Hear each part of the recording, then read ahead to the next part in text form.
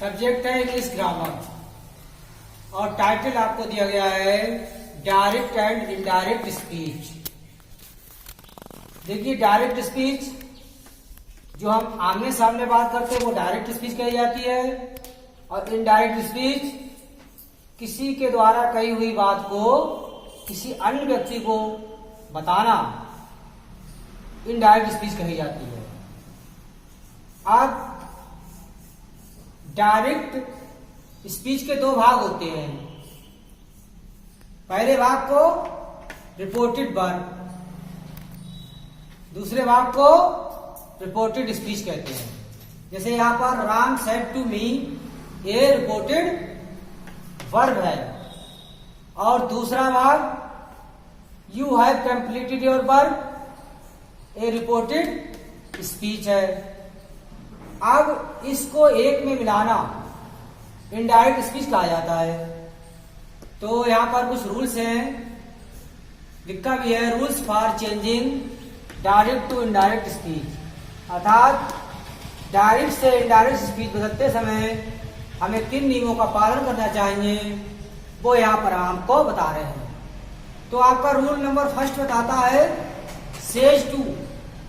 देखिए, reporting verb में says to दिया होता है तो उसको टेंस में, से टू दिया होता है तो टेल में, और सेड टू दिया जाता है तो टोल्ड में बदलते हैं।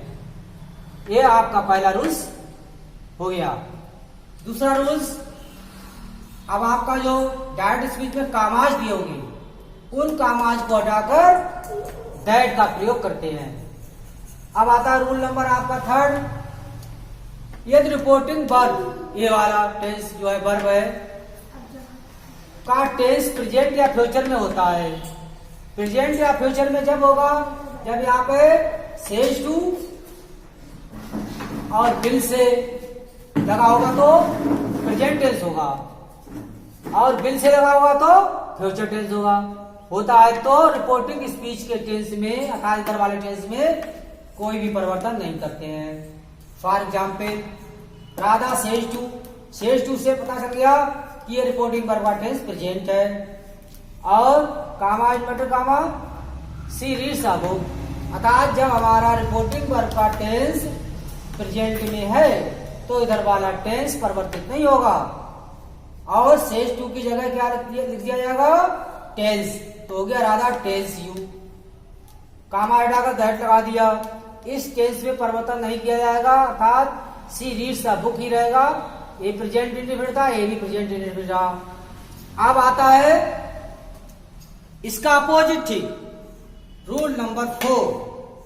रूल नंबर 4 कहता है रिपोर्टिंग वर्ब का टेंस, ये इधर वाला रिपोर्टिंग वर्ब होता है, इसका टेंस पास्ट में होता है। पास्ट में जब भी होगा जब सेज की टू की जगह पे सैड हो जाएगा, तो रिपोर्टिंग स्पीच के टेंस में निम्न परिवर्तन किए जाते हैं। अब नियमों को एक एक करके देखना है। इससे पहला टेंस है आपका प्रेजेंट इंडिफिनिट टेंस, उसको हम पास्ट इंडिफिनिट टेंस में बदल देते हैं। For example, Radha said to me, Radha said to की जगह टोल्ड हो गया, राधा टोल्ड मी, कामा हटाकर दैट लगा दिया। अब ये टेंस आपका प्रेजेंट इंडिफिनिट है, इसको किसमें बताया जाएगा, पास्ट इंडिफिनिट में। तो अब पास्ट इंडिफिनिट की पहचान लगाएंगे। सी, पास्ट इंडिफिनिट में वर्ब की सेकंड फॉर्म होती है तो गोज की सेकंड फॉर्म वेंट हो जाएगी, टू आगरा बनारस। तो आपका ये सेंटेंस बनकर तैयार हो गया। बी नंबर आपका है प्रेजेंट कंटीन्यूअस को पास्ट कंटीन्यूअस में बदलते हैं। For example, Ram said to me, और यहाँ पर है he is playing the ball, he is playing the ball present continuous tense है, इसको हम पास्ट कंटीन्यूअस टेंस में बदलेंगे। तो यहाँ पे सेड टू की जगह टोल्ड हो गया था, रामू टोल्ड मी, कामा हटाकर क्या कर दिया, दैट। अब ही प्रेजेंट कंटीन्यूअस और पास्ट कंटीन्यूअस का अंतर होता है, यहाँ पे इज की जगह बाद हो जाएगा और आपका पास्ट कंटीन्यूअस टेंस हो जाएगा। तो आपका बन गया sentence, Ramu told me that he was playing the ball. C number है प्रेजेंट परफेक्ट को पास्ट परफेक्ट में बदलते हैं। For example they said to me he has gone to Agra, तो हो जाएगा they told me that he had gone to Agra. अब आपका है D number, present perfect continuous tense को पास्ट परफेक्ट कंटीन्यूअस टेंस में बदलते हैं। तो Ram said to me she has been singing a song for 2 hours. तो Ram told me that she has की जगह हैड हो जाएगा, she had been singing a song for 2 hours, क्योंकि प्रेजेंट परफेक्ट कंटीन्यूअस और पास्ट परफेक्ट कंटीन्यूअस में सिर्फ has had का अंतर होता है। अब आता है पास्ट इंडिफिनिट टेंस को पास्ट परफेक्ट में बदलते हैं। एग्जाम्पल के लिए they said to me Radha cooked the food, तो सेड टू को टोल्ड में बदल दिया दैट। अब एक पास्ट इंडिफिनिट टेंस को पास्ट परफेक्ट में बदलने के लिए सब्जेक्ट के बाद हैड लगाएंगे, था Radha had cooked the food हो जाएगा। अब आता है आइफ नंबर, तो पास्ट परफेक्ट टेंस और पास्ट परफेक्ट कंटीन्यूअस टेंस ये जो है नहीं बदले जाते हैं।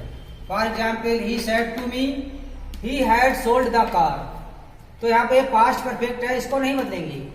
तो आपका क्या होगा, she had told me that he had sold the car.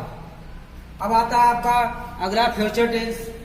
तो फ्यूचर टेंसेस में आने वाले शैल को शुड तथा विल को वुड में बदल देते हैं। जितने भी टेंस हैं उसमें शैल और विल लगा होगा, तो शैल को शुड और विल को वुड में बदलेंगे। For example Mohan said to me she will go to Banaras, तो Mohan told me that she के बाद जो विल आता है उसको हम वुड में बदल देते हैं, तो she would go to Banaras हो गया। अब कुछ मॉडल्स होते हैं कैन, जैसे कैन को कुड में बदलेंगे, मे को माइट में बदलेंगे, लेकिन उसमें आने वाले मस्ट को नहीं बताया जाता है। For example she the teacher said to me she can read English properly, तो the teacher told me that she can की जगह कुड हो गया, she could read English properly. आता अब है आपके रूल्स, चौथा रूल्स पूरा हो गया। पांचवा रूल्स, ठीक चौथे रूल्स का एक अपवाद है, इसका अपोजिट है, और नियम कह रहा है कि यदि रिपोर्टिंग स्पीच का टेंस स्पीच यूनिवर्सल ट्रूथ होती है, यूनिवर्सल ट्रूथ सार्वभौमिक सत्य होती है, तो उसका टेंस नहीं बदलते हैं। जैसे the teacher said the earth is round. अब देखिए यहाँ पे अर्थ इज राउंड, पृथ्वी गोल है, ये यूनिवर्सल ट्रूथ स्पीच है, इसलिए इसे नहीं चेंज करेंगे।